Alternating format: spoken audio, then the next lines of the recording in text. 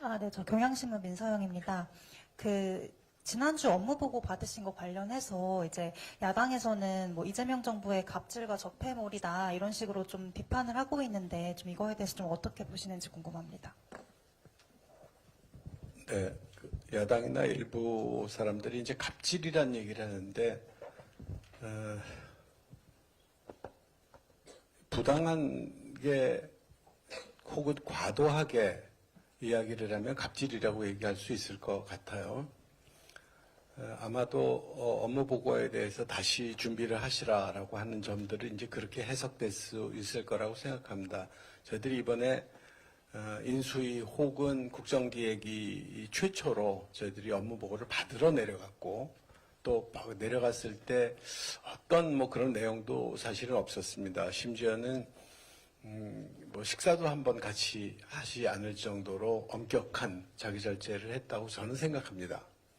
다만 이제 아까 누차에 걸쳐서 말씀드렸지만 업무보고 중단이 이제 그런 내용일 거라고 생각하는데요.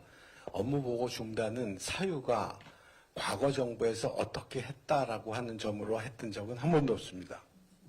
문제는 새 정부에 이재명 정부의 손을 잡고 함께 열심히 하자라고 하는 차원에서 미흡한 점이 있었고 그런 점에서 다시 한번 생각해달라라고 하는 점이었고 이거는 또 다른 측면에서 얘기하자면 현재 어떤 부서를 막론하고 공무원 사회를 신뢰하고 있다라고 하는 그런 증거입니다. 정말 실망했으면 보고 영원히 안 받죠. 끝나죠. 그냥 여기서 그냥 저희가 공약 이행 계획을 짜면 되는 거죠. 그럼에도 불구하고 끝까지 공무원 사회와 함께 하겠다고 하는 의지를 말씀드린 거라는 점을 이해해 주셨으면 좋겠습니다. 제가 좀 보완 설명을 좀 드리고 싶은데요. 기재부 이제 업무 보고를 받으면서 제가 느낀 걸 말씀드리면 그 업무 보고 받기 전에 어떻게 요청을 했냐면은 좀 경제가 어려워졌잖아요. 그럼 이 어려워진 데 있어서 이 기존 정책에 문제가 뭐가 있었는지에 대해서 좀 객관적으로 좀 평가를 해달라. 두 번째로는 지금 그야말로 대전환기인데 새로운 이 전환기의 정책의 어떤 방향도 뭔가 혁신적으로 가야 되는데 그런 부분에 대한 고민을 좀 담아달라. 세 번째로는 그래도 이제 그런 관점에서 우리 대통령 선거에서 공약을 냈는데 그 부분에서 구체적인 실행 방안들을 제시를 해달라. 뭐 이런 정도의 이제 요청을 했는데 그리고 당연히 업무 보고를 받을 때도 그런 관점에서 저희들이 이제 보고를 받으면서 평가를 우리 위원들끼리 하게 됩니다. 근데 우선은 첫 번째 경제가 이렇게 나빠졌고 민생이 파탄 지경까지 왔는데 그거에 대한 어떠한 정책적인 평가도 없는 거예요. 그 평가가 없으니까 새로운 정책 제안을 할 수 있는 출발점이 모호해지는 거죠. 두 번째로는 그야말로 새로운 시대, AI 대전환 시대인데 그러면 기존의 정책은 좀 달라져야 되는 게 아니냐. 그런 관점에서 내용을 이렇게 보면은 새로운 게 전혀 느껴지지 않는 거죠. 그냥 경제 교과서 그냥 그대로 내놓는 수준이죠.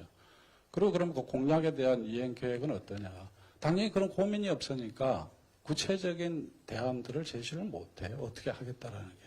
이제 그러다 보니까 위원들이 좀 더 집요하게 지적하게 되고 새로운 대안을 요구를 하게 되고 이렇게 되는 겁니다. 그래서 이제 저희들이 지금 계획은 명쾌하게 기재부가 제시하지 못한 그런 사안에 대해서는 이제 별도 보고를 받기로 그렇게 돼 있는 겁니다. 그래서 이게 뭐 처음부터 다시 시작하는 게 아니라 이게 명확하게 부처에서 업무를 정책 과제를 제시하지 못한 부분에 대해서 별도로 뭐 서류로 받거나 아니면 별도로 또 소규모로 받거나 그런 계획을 저희들은 가지고 있습니다. 제가 잠깐 뭐 갑질, 적폐몰이 그런 얘기가 나와가지고 이 말씀을 좀 드리고 넘어가는 게 좋을 것 같아서 한 말씀 드리겠습니다. 대검찰청 업무 보고 재보고를 받기로 한 이유, 뭐 우리 조성래 대변인께서 이미 브리핑이 있었습니다만은 핵심적인 공약 내용이 빠져 있었고 적어도 이 공약 사항을 정리해서 어떤 이행 계획 정도는 내줘야 되는데 형식적인 요건 자체가 갖추어져 있지 않은 정말 불성실한 그런 보고였다는 거고요. 그리고 뭐 여러분 너무 잘 아시다시피 대검찰청에 관련돼서 가장 중요한 대통령 공약은 결국 기소권과 수사권을 분리하는 문제 아니겠습니까? 이 통째로 이게 누락이 돼 있었고 검사의 기소권 남용을 어떻게 통제할 것인가 뭐 그런 문제, 수사를 하는 데 있어서 이 수사 대상자의 인권을 어떻게 보호할 것인가와 관련해서 수사 절차법을 개정하는 문제라든지, 그리고 또 검사는 검사 징계법에 의해서만 징계하도록 되어 있는데, 그렇기 때문에 제 식구 봐주기, 감싸기 이런 것들은 국민들로부터 계속 그 비판을 받아왔던 거 아니겠습니까?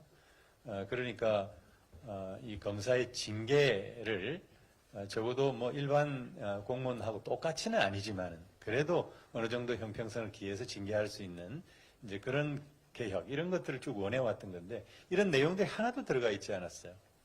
그래서 물론 이제 뭐 국조실하고 커뮤니케이션이 좀 잘 안 됐다 뭐 그런 얘기도 있었지만, 그래서 그러면 화요일 날 보고 자료를 일단 내보고 그런 상태에서 뭐 커뮤니케이션이 좀 잘못된 문제가 있었다면 그러면 정상적으로 수요일 날 재보고를 받을 수 있지 않겠냐, 저희들은 이제 그렇게 생각을 하고 있습니다. 네. 제가 한 말씀만 덧붙일게요. 언론이나 국민이 우리 국정기획위원회의 업무 보고와 관련해서의 문제점을 지적한 것은 저희가 귀담아 듣겠습니다. 더. 근데 국민의힘이 그렇게 지적할 자격이 있습니까? 제가 2022년인가요? 윤석열 대통령직 인수위원회가 업무보고할 때 그때도 마찬가지로 거기는 법무부의 업무보고를 거부하면서 오히려 기자회견을 통해 가지고 분노를 금할 수 없다, 이런 과격한 표현까지 하면서 했던 스스로 돌아보지 않고 지금 이 국정의 실패와 내란의 계엄 이후에 국가를 정상적으로 만들기 위한 국정개혁의 노력을 그렇게 정치로 매도해 있어야 되겠습니까? 저는 다른 건 몰라도 그런 정치적 정략적 목적의 비난과 공격에 대해서는 저희가 수용할 수 없습니다.